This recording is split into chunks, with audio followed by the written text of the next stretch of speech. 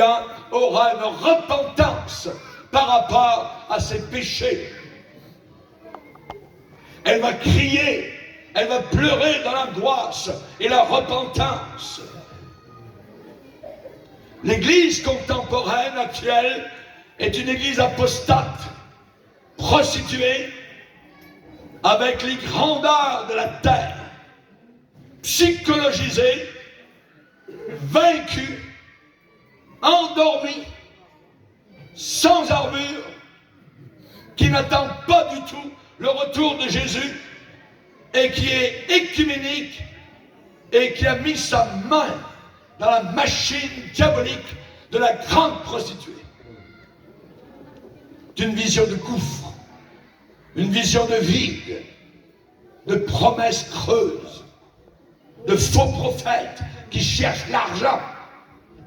Par cupidité, ils trafiqueront de vous. Vous deviendrez juste un trafic pour votre argent. Des puits secs, des fontaines sans eau, la séduction. Qu'est-ce que la Bible dit? Sortez du milieu de mon peuple, afin que vous ne participiez pas à ces jugements, parce que Dieu va la juger, cette église de Salomon. Dans cette église, il y a des mauvaises herbes partout, qui poussent très hautes, des chauves-souris qui sont installées dans ces bâtiments, des hommes qui vivent contre nature, qui sont derrière les pupitres. Inimaginable. L'évangile de Salomon est prêché à la télévision au monde entier aujourd'hui. Vous penseriez que Jésus va revenir à Hollywood? Vous penseriez que Jésus va revenir à Beverly Hills, dans une Cadillac ou dans une Rolls-Royce? Il ne prêche que l'argent, il ne prêche que la prospérité. Cette image du christianisme est la chose la plus abominable jamais vue et entendue. Et Dieu dit qu'il va amener tout cela à la ruine, à la banqueroute, à l'écroulement.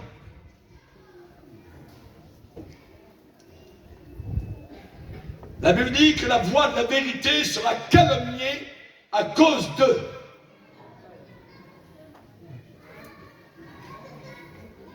Ça sera fini les sourires de coin, la théologie de cirque, soufflage par terre, tombade, roulage, chicane, tout ce que vous voulez, c'est du cirque, c'est de la folie. Amen. Amen. Les hindous, au culte, font la même chose aux Indes que les bénéines et toute la clique. Montrez-moi dans la Bible ce genre d'église. C'est la Odyssée qui sera vomie de la bouche de Dieu. On nous a averti que des faux prophètes viendraient. Les faux prophètes ne viennent pas avec des cornes, avec une fourche. Ils viennent avec une Bible. Je suis pasteur. Ah ouais. Le diable se déguise en ange de lumière. Bientôt, on va voir la différence entre Abel et Caïn. Ils ne l'ont pas vu pendant un certain temps. Mais il est dit qu'un jour, ils ont offert un sacrifice, les deux. Et sur l'un est tombé le feu de Dieu, et sur l'autre, rien n'est arrivé. Dieu sait faire la différence entre les Égyptiens et Israël à Goshen. Il y avait de la lumière chez les Juifs, aucune lumière en Égypte. Dieu dit, vous verrez de nouveau la différence entre celui qui sert Dieu et celui qui ne le sert pas. Beaucoup de chrétiens aujourd'hui veulent se servir de Dieu au lieu de servir Dieu. On veut l'utiliser pour nous. Aujourd'hui, on parle de réveil ici, de réveil là. Les réveils d'aujourd'hui sont des boîtes de carton. Tout va brûler. Dans les jours qui s'en viennent, des jours de chaos en avant de nous, qui vont faire les chrétiens qui croient à la prospérité, lorsque les villes seront en feu, lorsqu'il y aura des tremblements de terre un peu partout, de grandes inondations, que des bombes atomiques seront lancées à partir de sous-marins dans le fond des mers. Vous en avez un ici en France, qui s'appelle le Vigilant. 110 marins à bord. Ils peuvent rester 3 mois en dessous de l'eau. Et lorsque le président téléphone en disant « Nous sommes attaqués, envoyez la bombe », ils peuvent envoyer à partir des fonds marins à 9000 km une bombe atomique tuant des millions de personnes. Le Seigneur nous a dit qu'on ne se moque pas de lui. Ce qu'un homme sème, il le récoltera aussi. Ce qu'une génération sème, elle le récoltera aussi. Qui va éblouir ces chrétiens à ce moment-là? Qui va leur faire tourner la tête? Qui va leur en mettre plein la vue? Qui va les faire rêver? Accomplis ton rêve, accomplis ton potentiel. Qui sera assez fou et insensé pour leur promettre la prospérité matérielle? Toute l'économie va soudain s'écrouler, s'affaisser et s'effondrer. Quand je pense aux millions d'avortements, quand je pense à tous les gens perdus qui descendent en enfer à chaque heure, sur la planète Terre aujourd'hui, une moyenne de 250 000 personnes sont décédées. Parmi ces 250 000 morts, combien sont en enfer? La majorité. Comment comprendre pourquoi des multitudes de chrétiens vivent en riant, sont négligents, sont insouciants, aucun fardeau pour les perdus?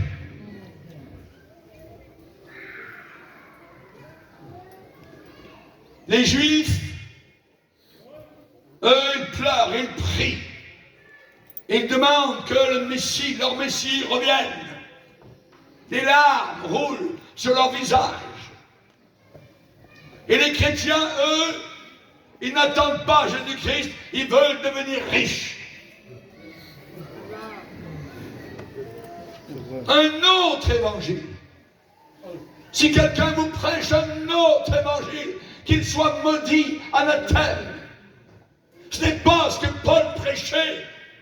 Paul a dit l'évangile que je vous ai annoncé et par lequel vous êtes sauvés, pourvu que vous le reteniez tel quel, tel quel, tel quel, jusqu'à la fin. Sinon, vous auriez cru pour rien. Zéro. C'est pour ça qu'à la fin de sa vie, Paul pouvait dire « J'ai gardé la foi. J'ai gardé le véritable évangile. Je ne l'ai pas dilapidé. » Les pécheurs autour de nous sont attachés à l'enfer, aveuglés. Ils ne veulent pas réfléchir, ils ne veulent pas penser. Ils n'arrivent pas à dormir, mais ils ne veulent pas de l'évangile. Pierre dit qu'ils veulent ignorer qu'autrefois des cieux existèrent par la parole de Dieu. Ils veulent ignorer qu'une terre a été totalement inondée et que Dieu a noyé tous les habitants de la planète impies.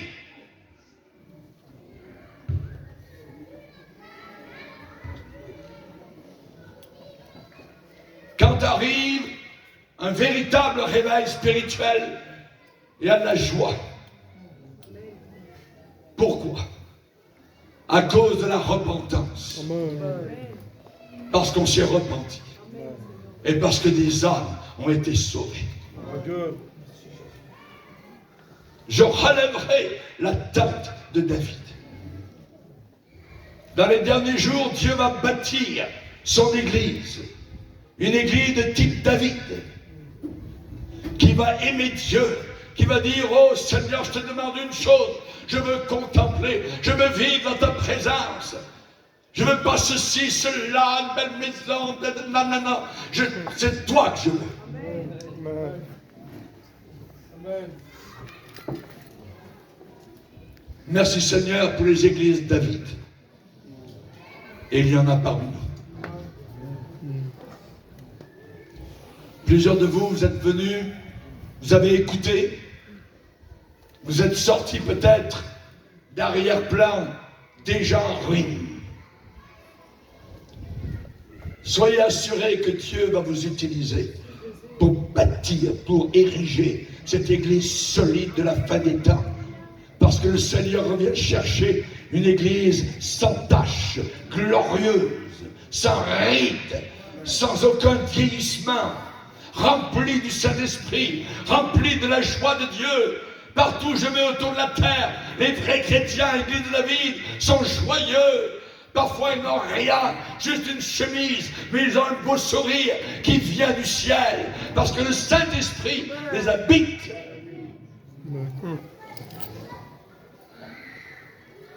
Placez-vous le visage devant Dieu, courbé devant Dieu. Dites-lui tout. Dites-lui tout. Soyez un chrétien David, rempli du Saint-Esprit. Criez à Dieu de tout votre cœur. Il faut de nouveau le toucher, comme la femme avec la perte de sang. L'Église a perdu temps dans ces dernières années à cause de ces faux enseignements de l'Église de Salomon. Cherchez-le non pas du bout des lèvres, mais de tout votre cœur. Soyez honnête avec vous-même et avec le Seigneur. Dites-lui tout. Un de nos cantiques déclare, dis tout à Jésus. Dis-lui tout. Dis-lui tout. Et ensuite tu diras avec David, j'avais mis en l'Éternel mon espérance. Il s'est incliné vers moi. Il a écouté mes cris. Il m'a retiré de la fosse de destruction, du fond, de la boue, de la saleté, la pourriture. Il a dressé mes pieds sur le roc, sur Jésus-Christ. Il a affermi mes pas. Il a mis dans ma bouche un cantique nouveau. Ce que vous connaissez, ce que vous entendez, il faut le mettre en pratique. Le problème de l'église de Salomon, c'est qu'on entend, mais on ne met pas en pratique. Salomon connaissait ce que Dieu lui avait demandé. Il connaissait très bien l'enseignement de la Torah, qui disait, un roi ne devra pas faire un grand amas d'or et d'argent. Il connaissait ça. Première chose qu'il fait, il a fait un paquet d'argent. Il en a amassé. Un vrai banquier. Il savait que Dieu disait, tu n'iras pas en Égypte chercher des chevaux. Première chose, il commerce avec l'Égypte pour avoir 1000 chevaux et des chars.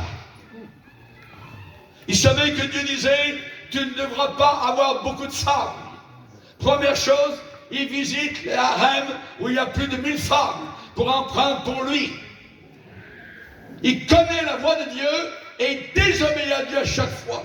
Et ensuite, il retourne dans ses appartements royaux, dans son bureau, et il écrit des proverbes et écrit des cantiques au Seigneur.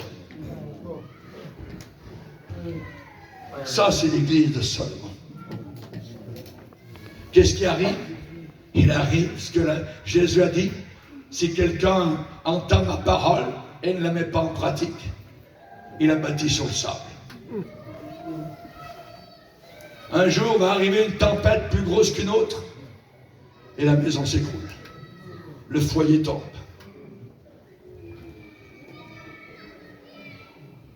faut que nous soyons sérieux avec Dieu. Amen. Le Seigneur est en train de placer sa vrille dans nos cœurs. Tout est nu et découvert aux yeux de celui à qui nous devons rendre compte. Amen. Suis-je dans l'église Salomon? Suis-je dans l'église David? Seigneur, pardonne-moi. Remplis-moi du Saint-Esprit. Et ne retire pas ton Saint-Esprit. Baissons nos têtes et prions, Seigneur.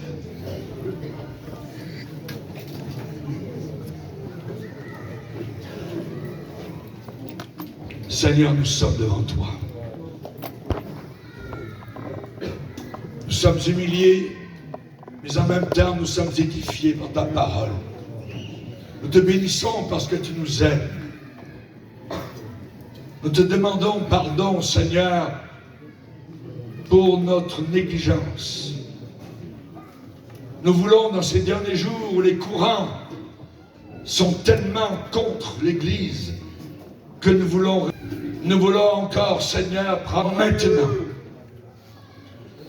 Nous avons regardé du côté de l'Égypte et nous regardons du côté de l'éternité. Et nous voulons choisir, comme Moïse, il a aimé mieux l'opprobre de Christ que d'avoir pour un temps la jouissance du péché.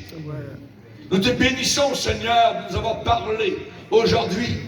Et ne voulons pas que cela reste lettre morte, mais une lettre de vie, une lettre enflammée, où le Saint-Esprit touche nos cœurs. Seigneur, s'il y a un serpent qui s'est enroulé autour de notre cœur, nous voulons le jeter dans le feu, comme Paul l'a fait à Malte. Nous te demandons, Seigneur, que l'Esprit de Dieu nous remplisse et que l'Église de Christ, dans ces derniers jours, se lève solide, puissant, purifié, s'appuyant sur son Sauveur. Alléluia! Nous regardons vers toi, Seigneur, et nous t'adorons et te bénissons, car tu nous as libérés de la léthargie, du sommeil mortel. Nous ne voulons pas, Seigneur, que l'ennemi derrière nous ricane et dise « Ah, je l'ai vaincu ». Non, Seigneur, garde-nous éveillés, garde-nous vaillants, garde-nous vigilants dans ces derniers jours, au nom puissant du Sauveur. Amen. Et tout le peuple dit Amen. Amen. Amen. Gloire à Dieu.